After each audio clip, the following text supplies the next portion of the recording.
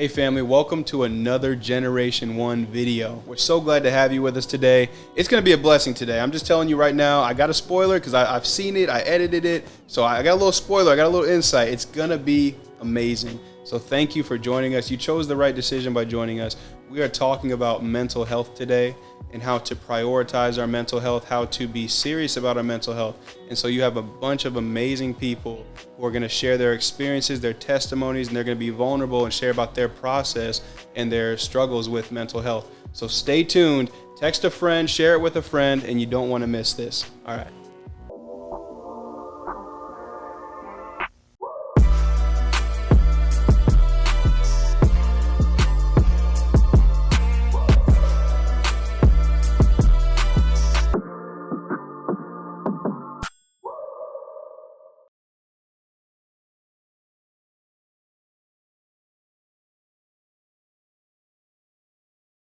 Prioritizing mental health for me is checking in with myself and asking, how am I really feeling? Taking inventory of the things that are going on in life.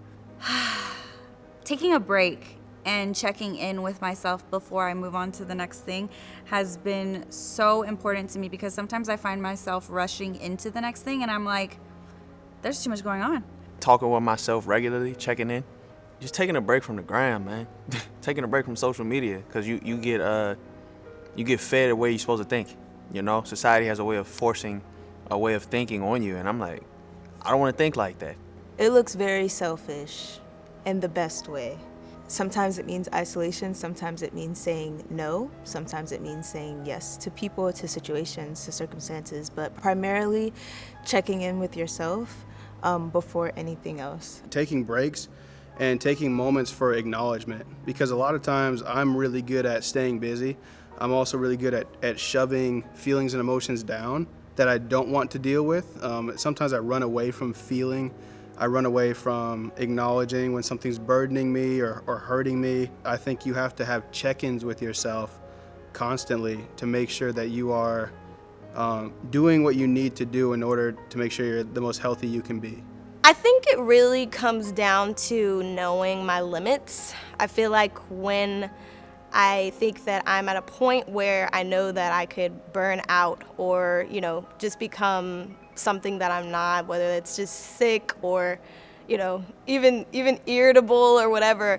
When I know I'm about to get to that point, it's really important to stop, take a break, breathe, clear the mind, because you can't always just function on go to try to kind of appease everything else around you and not take care of yourself. So I really feel like it's important to just prioritize yourself, and whatever that looks like for you. Sometimes it looks like, just taking some time off social media. Sometimes it looks like just going outside, getting some fresh air without my phone, without any distractions. And then just listening to myself, asking myself, how do I feel? How am I doing? Like truly on the inside, if I'm honest with myself. And then seeing where it goes from there, I think. But just really stillness, I feel like, really is how I prioritize my mental health. I think prioritizing mental health just means that, I give myself the permission to actually take care of myself and, not have to feel like, if I take some time out and, really just focus on me, that, I'm not going to be disloyal to anybody else. So I think, just prioritizing just means giving myself the thumbs up to, really focus on the things that matters for me so that I can be the best for everyone else. It's being able to focus on the quiet moments. Can I accept myself for who I am when it's quiet? And so being able to discover myself in the quietness and be comfortable with myself in the quiet moments has been really key, because I think we can occupy ourselves with noise and sounds and activities, but can we be who we are and be okay with that when no one's around to egg us on and cheer us on? For me, that has been getting back to healing my inner child. Because I'd love to say my mental health issues started with my abusive relationship or started with certain things now in my adulthood, but I can trace it back to little Michaela, really. And I've had to literally in moments affirm her. And I think really going deep down within myself and figuring out, okay, where does this stem from? And how can I heal that child? Because I'm not a child anymore. So technically it's not my parents' responsibility to I mean, they nurtured me. They did a great job, but it's not their responsibility to heal me. You know, it's my responsibility. So that's where I start, is the little girl, Michaela. For as a man thinks, so is he. I think it just straight up says it right there. When you think about yourself, or you think about your situations, or you think about your life, you will in turn, I believe, you manifest your thoughts. I believe that your thoughts create reality. And if you think negatively about something, chances are you're going to experience things negatively. If you think positively about things, I believe that you're going to experience positive results. And sometimes you cannot even get to a place where you can muster up your own positive thoughts. So you have to get to a place where you think, okay, how could God see this moment? And how could God see me in this moment? And he sees things from the perfect lens, the lens of, I've got everything figured out. All things are working together for good in your life. So what that does is it releases me of the fear of what might happen, or am I good enough, or what it may be that I'm dealing with in that moment.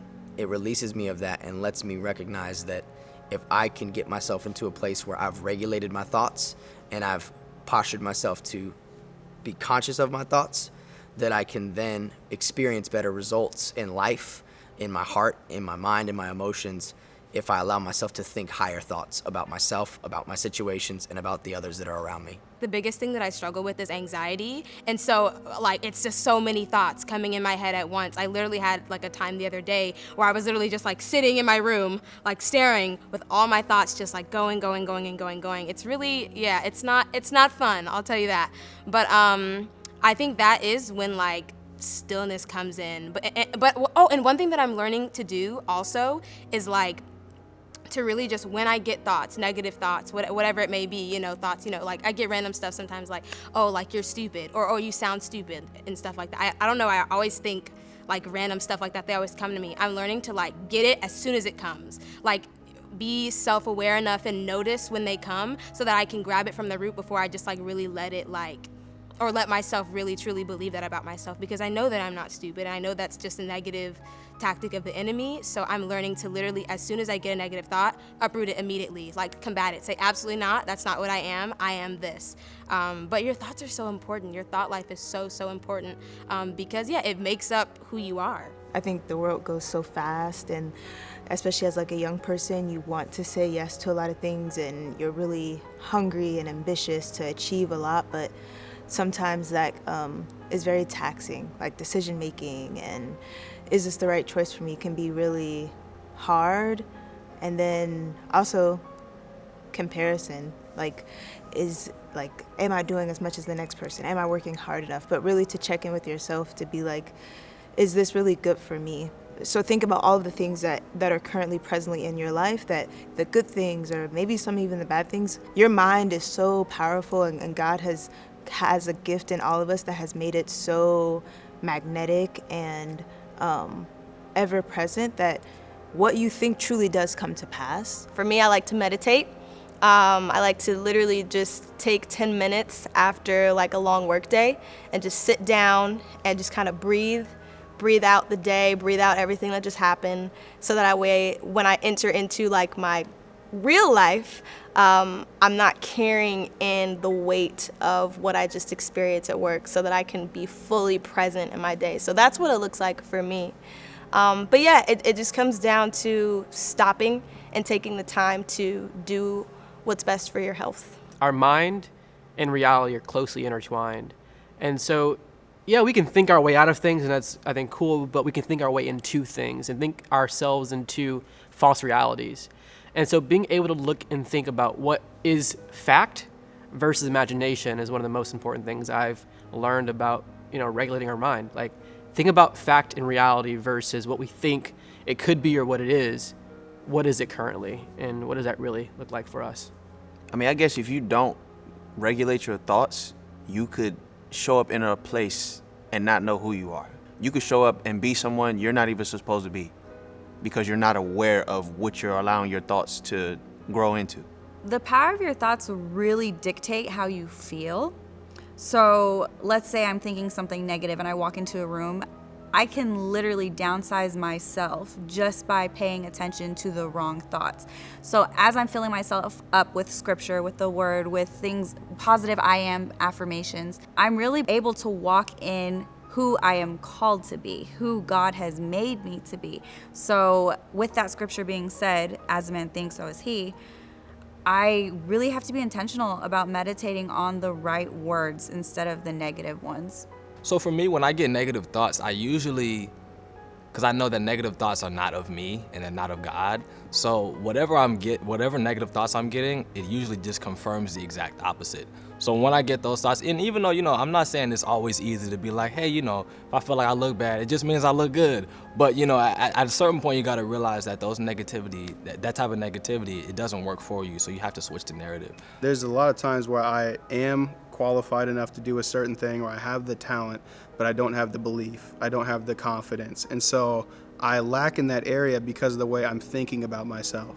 And so I think even if I am depressed or if I am anxious, and I'm not talking about the diagnosis, but the momentary or the seasonal, if I am in those patterns, there are things I can do with the way I think and the way I dwell on certain things to help relieve myself of the strongholds of that moment.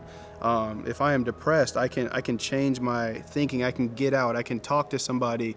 I can do something or surround myself mentally with something that will uplift me. But a lot of times what's easiest to listen to those thoughts and listen to those emotions and remain weighed down. And so I think just understanding what those thoughts are, and are those thoughts positive towards you? Are they serving you? And if not, you have to put those thoughts in their place.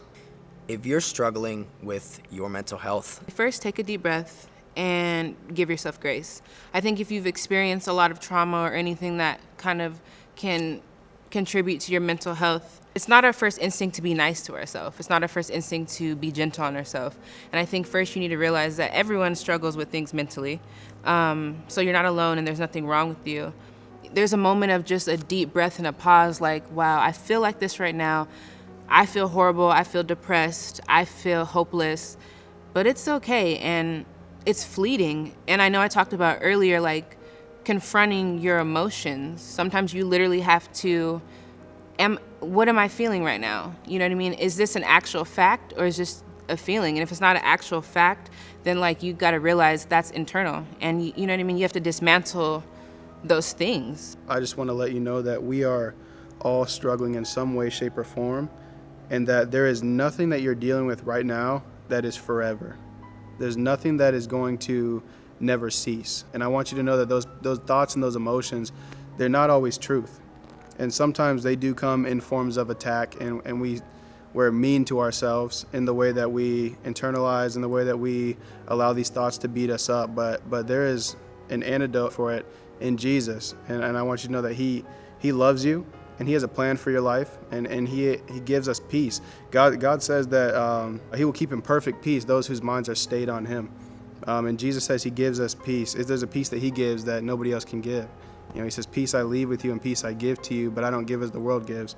And that's powerful to me, because whenever I'm needing peace or I'm needing a word or I'm needing comfort, I know I can go to Him, and that He's going to actually help me out in that moment, because He has understanding of not just my mind, but of the climate of the world that I'm experiencing.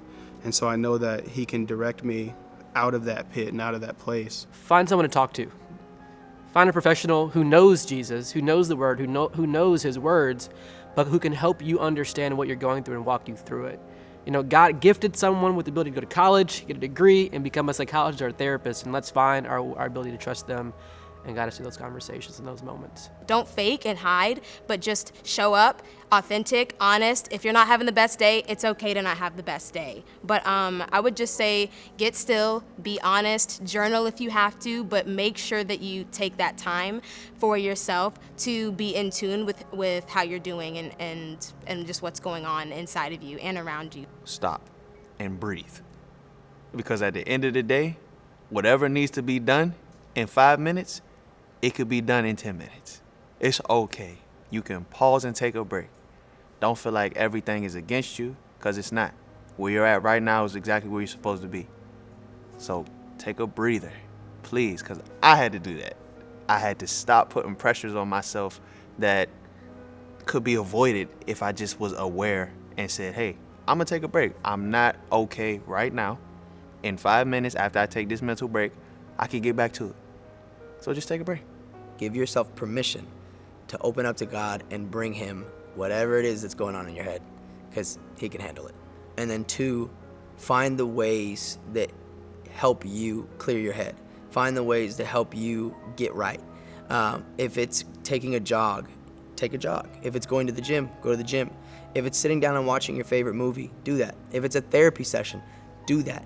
But do things regularly. I think it's important, if you are struggling with your mental health right now, I think it's really important to pause.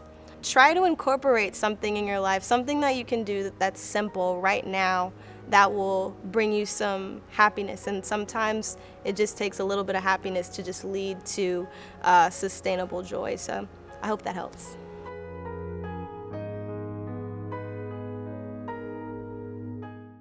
Well, family, thank you for sticking around. Thank you for watching this whole video. We're so thankful that you took the time to watch it, and we hope that this blessed you in some way, shape, or form. I know many of you right now are feeling emotional. I know some of you are feeling thought-provoked. I know many people are in different states right now after listening to this, and we just want you to know that we are here with you.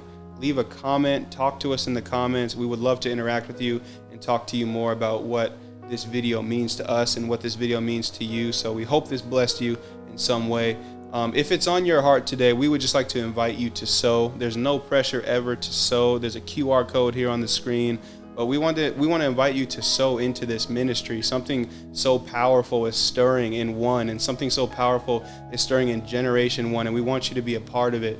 Everything that you sow is a blessing. Anything that you sow is a blessing. It helps us continue to bring this content to you and continue to be a blessing in the earth. So if it's on your heart today, we would much appreciate it. We love you guys. We'll see you in the next video. Stay tuned. Oh, how could I forget? Like, comment, and subscribe. Don't miss anything that we put up. Don't miss anything coming out of this house. It's going to bless you. So why miss out on a blessing? All right. We'll see you next time.